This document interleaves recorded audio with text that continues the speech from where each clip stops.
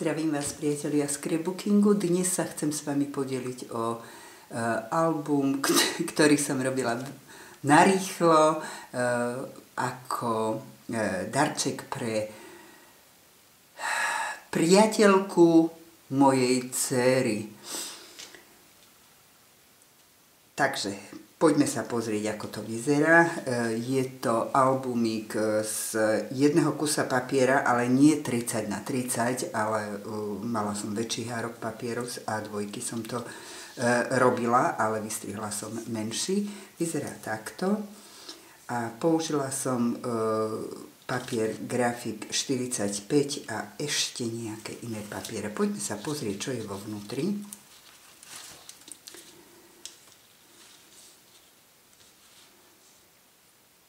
Takže táto prvá strana vyzerá takto, má tu takúto záložku.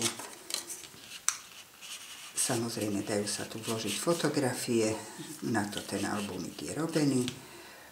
Záložka príde aj sem, ostala mi na stole. Tu som to vyriešila tak, že sa to otvorí, fotografie prídu sem a založí sa to takto. Tu sú takéto dve záložky, vrecko na boku.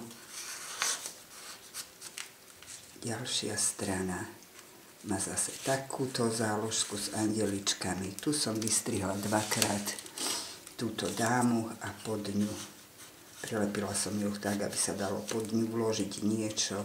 Ďalšia strana má uzáver tu a fotografie sa dajú dať takto.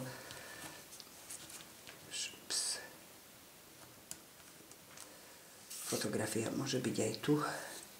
Ďalšia strana som len odrezala, vytvorila vrecko, takže som rozrezala tento papier a záložka príde sem. Ďalšia strana má len takéto pásik a fotografia môže prísť sem alebo na druhú stranu tejto záložky. Tu som robila takúto bránu. Maličký tak je.